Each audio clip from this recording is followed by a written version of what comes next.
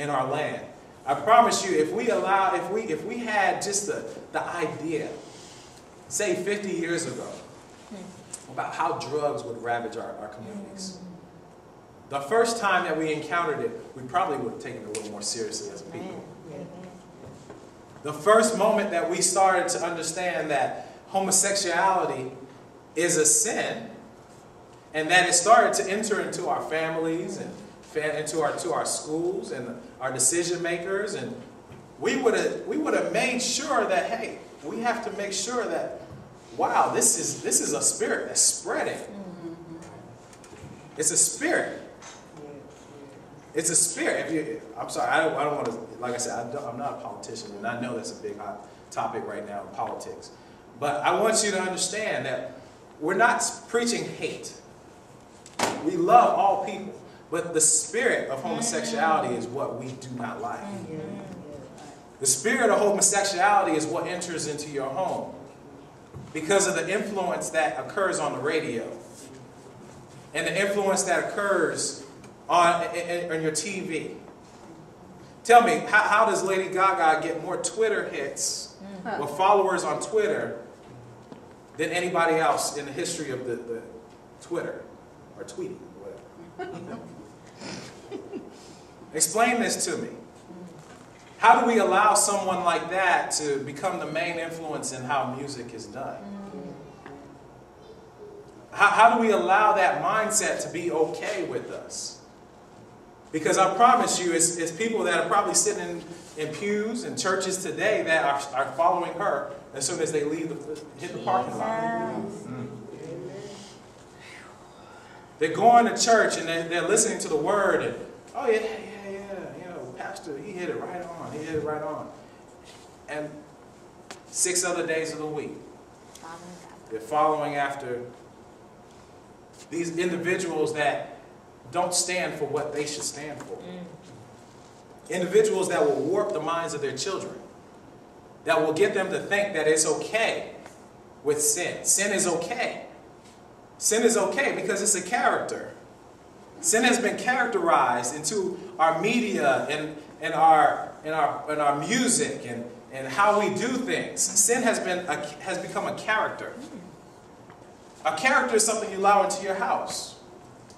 Mickey Mouse is a character. Mickey Mouse is very harmless. Mickey Mouse comes in and he plays with your children. And Mickey Mouse plays on the TV and he sings songs to you. And he influences your children. Because everyone loves Mickey Mouse, right? So we allow sin to become a character to our children.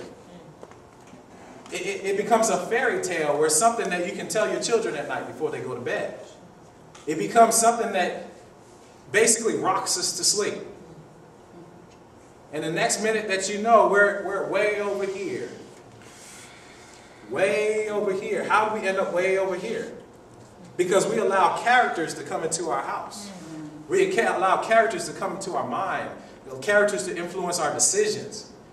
We allowed them to come in because it was harmless. It was harmless. Oh, it's not hurting anybody.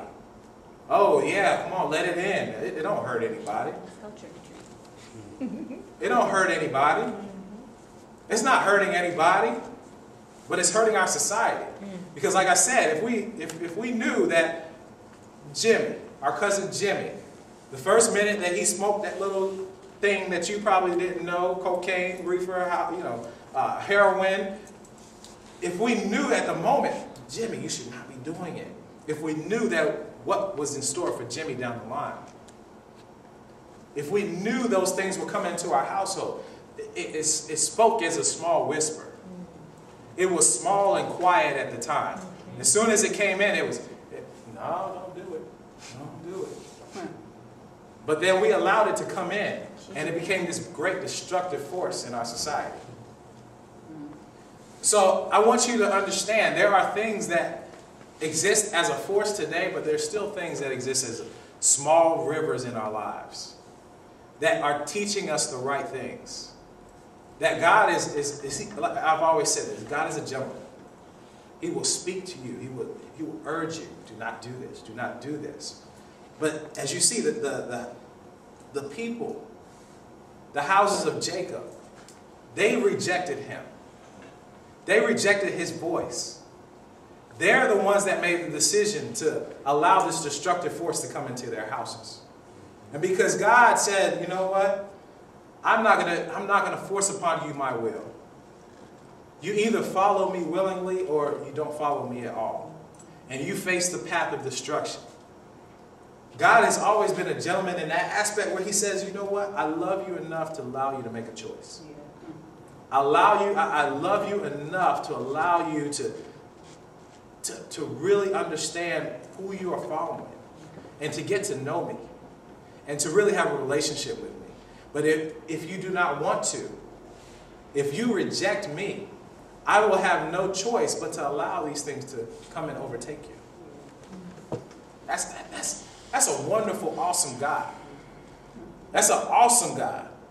Because a lot of people, I think, have a view of Christ and God and how he came in and into our lives. We have a view that he was come to save the world. And that conjures up pictures, right? He was here to feed the poor, to speak life to the poor, to heal the sick. That's what the word says, right? This conjures up pictures in our minds. Because I can't describe a picture that goes on in your mind. But you understand the picture that goes on in your mind. It looks very much humanitarian. We have groups of people that are doing it now. So we probably think to something that is common to us. Oh, those people that feed the sick. Or feed the hungry. The people that go and they heal the sick. We have very clear pictures of what that is. But we have to also understand that Christ did not come so that he can bandage everybody up. Only those that wanted to be bandaged. Only those that were coming after him and didn't reject him. The others, is very clear that he's going to wipe you out. He's not coming to get everybody in kumbaya, everybody in one big happy family. Yeah, oh yeah, all my people over here, all my people over there. Don't matter what you believe, just come on in. He didn't come like that. He came really to be a dividing force. He came really to say, you know what? You either stand for me or not. If you do, you're with me. If you're not, here's my sword at your neck. I'm taking you out. That's plain and simple. There's no in-between, there's no middle ground. You're either with me or not. So you have to understand that Christ, and as he comes in, he allows this mighty Euphrates River to come and destroy the people that are not with him. I don't want you to think that he's a mean God. I don't want you to think that he's a terrible God and how he doesn't care for these people. He does care. He cares enough to send his word. He cares enough to send his son to die on the cross so that all that believe on him can be saved. Nobody would do that for you. Only Christ. Only God will allow that, his son, his only son, to allow him to do that for us. So the minute we reject him is basically like slapping him in the face. It's a shot at him. It's basically writing him off. We can't allow ourselves to get to the place where now we're writing God off because he didn't write us off. He's coming for you. But you have to learn how to latch on to him. Amen? Amen. And so it also speaks here as it reads further on down, and it speaks about how the people are basically they're gonna try to prepare themselves and how they'll try to overcome these things because they'll try to come up with government programs and how to fix the poverty situation.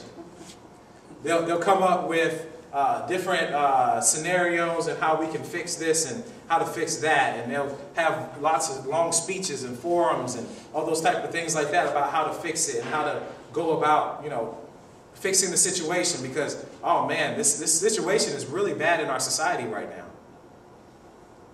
It talks about how if the people come and they gather and how they gird up their loins, meaning they're getting ready for this situation that is coming. And they're coming up with situations and how they're gonna fix all the cholera situation. How they're gonna fix the AIDS epidemic. How they're gonna fix the poverty situation. How they're gonna fix the homelessness situation. God has already said you can do all